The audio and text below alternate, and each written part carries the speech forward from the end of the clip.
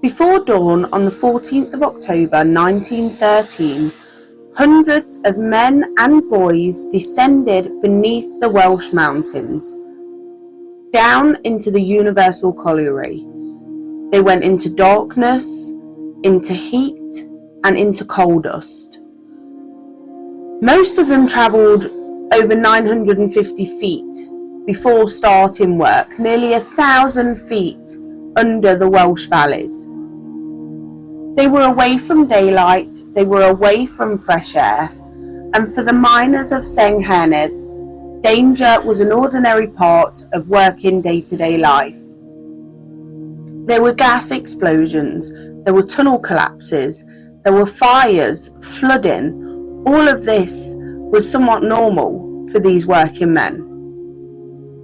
Every shift carried the possibility that you might never come home, but that morning, that fear became a shocking reality. At around 8 a.m, a violent explosion ripped through the Universal Colliery.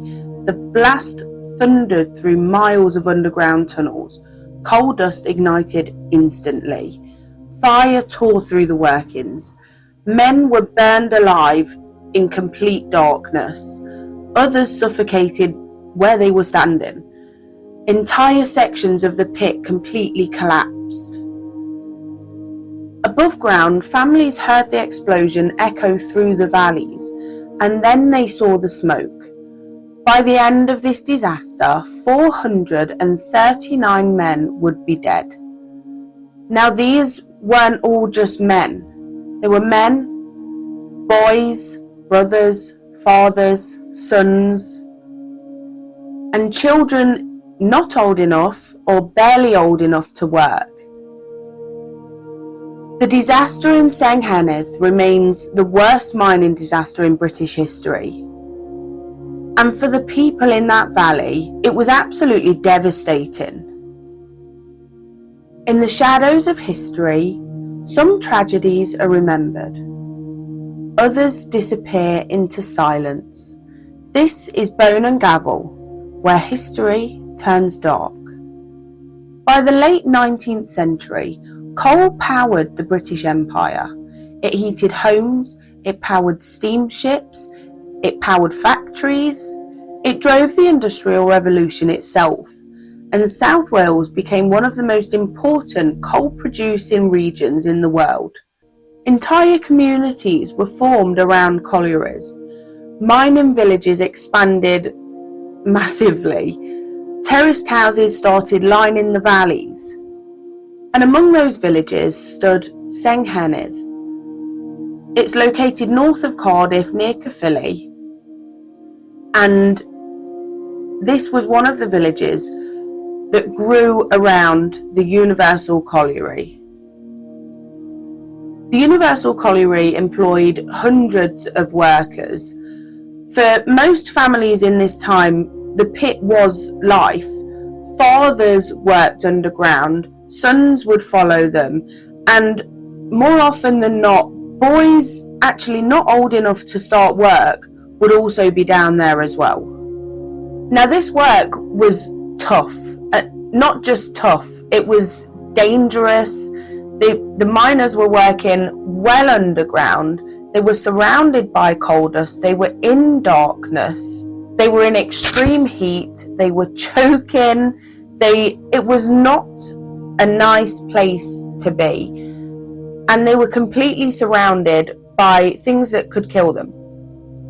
Now, some of these sections underground in the mines were so confined that workers would spend hours at a time bent over or crawling. The deeper underground these men would go, the more heat they were surrounded with. They were nearly 1,000 feet underground. Fresh air in the mines was hugely limited. Every sound would echo through the tunnels. Explosions in the mines were a huge fear for the workers. Now, deep inside these coal mines, invisible gases would build up and build up, especially methane gas. This was known by miners as fire damp, and even worse, the coal dust itself could still ignite. Now, these invisible gases and the coal dust itself could explode with devastating force. Just one spark in these mines could turn the tunnels into a firestorm. The miners of Senghenydd knew these dangers well, because the Universal Colliery already had a dangerous past. The Universal Colliery had already suffered a major explosion before 1913. In 1901, a deadly underground blast had killed 81 men. Now, warnings about the dangerous gas levels inside the mines had existed for years. Ventilation issues had been criticised again and again. Inspectors had raised a problem, workers had raised the problem, but still production continued. Coal demand still remained enormous, and during the industrial era, often people's lives were underneath the profit that these businesses could make. The conditions in the mine were dangerous even by mining standards. Some tunnels were incredibly dusty.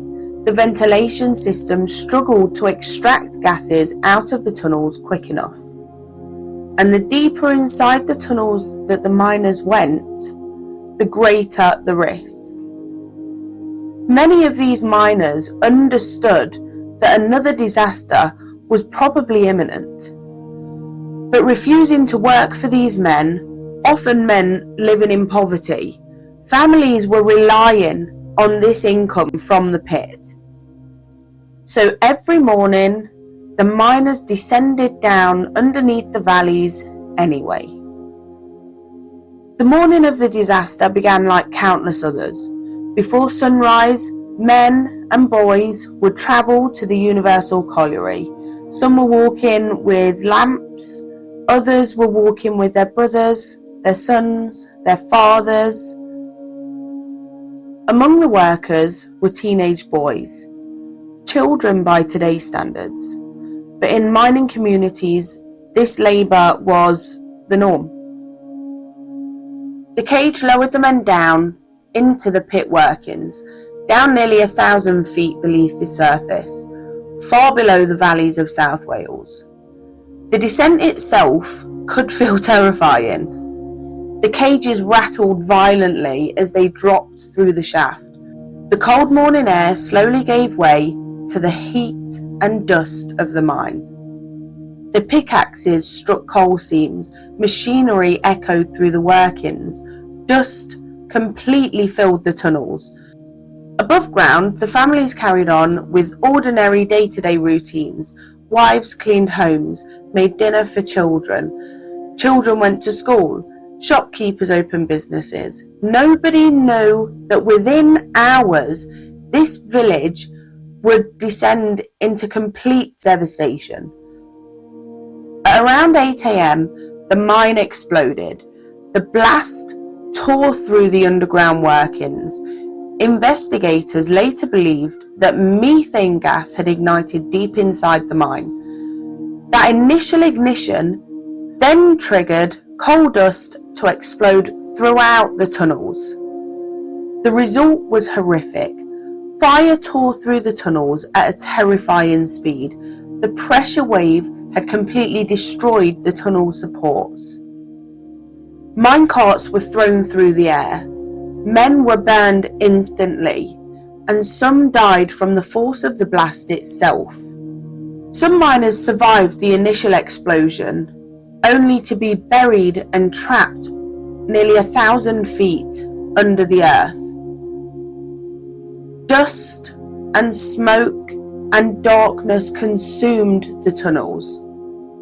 Breathing became absolutely impossible, and rescue workers were soon to discover the horrific scenes. Men were burned beyond recognition. Some were buried trying to escape. Some of them were even still clutching their tools. Others had died trying to save fellow miners, their family, their friends, their colleagues. Entire groups of people had disappeared beneath collapsed sections of the mine. This explosion was heard across the valley, and people could see smoke pouring from the pit. Families and friends rushed to the Universal Colliery. And almost immediately after getting there, they understood the scale of this disaster. The scenes at Senghenydd became utterly heartbreaking. Families stood for hours, hoping that they might see their loved ones emerge from the mine. Some miners did survive. Blackened with coal dust and burns, they emerged from the pit, exhausted and terrified. Rescue workers continuously re-entered the mine, even though there was a huge danger that there would be another explosion or a collapse. The conditions underground remained deadly. Fires were still burning, there was dangers of further collapses, yet they continued searching for survivors and bodies. Throughout the village, the scale of the disaster was astronomical. Nearly every single family in the village had lost somebody. Some families had lost more than one person. Fathers and sons had died together. And because at this time, the communities relied so much on these pits, the village was suffering economically as well as emotionally. By the end of the disaster, 439 men and boys lost their lives. These victims ranged from experienced miners to teenage boys barely old enough to work. Coffins lined the streets, funerals were being taken place one after the other, and the streets were filled with mourning. Entire streets entered grief simultaneously. These mining communities recognized themselves in Senghenydd. This danger was a very real reality of their everyday life. Following the disaster, investigators examined the Universal Colliery. Attention focused heavily on ventilation problems and safety failures. Evidence suggests that dangerous gas buildups had existed underground long before the explosion. Questions then emerged regarding mine management, ventilation systems, coal dust control, and safety enforcement. Public anger was growing. Many believed that the disaster had been preventable. People were accusing the mining companies of prioritizing production over the safety of the workers. The official inquiry concluded that fire damp gas had likely ignited before the coal dust carried the explosion through the mines. Attention also turned towards safety procedures that many believed were completely inadequate. The company operating the mine was prosecuted, but the punishment shocked many people. The fine that was issued after Britain's deadliest mining disaster amounted to that of just £24. To the grieving families, it felt like the lives of these hundreds of men and boys had been valued at almost nothing. The outrage surrounding Senghenydd increased pressure for stronger mining regulations and improved safety standards across Britain. The disaster helped reinforce demands for better ventilation, stricter dust suppression, improved inspections, and stronger protection for miners underground. But for many of the people of Senghenydd, this came too late. The damage had already been done. People had lost entire generations in one morning. And this grief would remain in the valley for decades afterwards. Today, the Senghenydd disaster remains one of the darkest chapters in Welsh industrial history. On the 14th of October 1913, hundreds of men descended down into the mines, and 439 never returned. The disaster became a horrifying reminder of the human cost that was often behind the Industrial Revolution. A world powered by coal, built on danger, built upon sacrifice, and often built upon death. The valleys of South Wales helped power an entire empire, but beneath that progress were communities forced to live with constant fear. And for the people of Senghenydd, the price of coal became unimaginable. Until next time, this has been Bone Gavel, where history turns dark. If you want more forgotten disasters, dark history, true crime, and disturbing true stories, subscribe to Bone Gavel.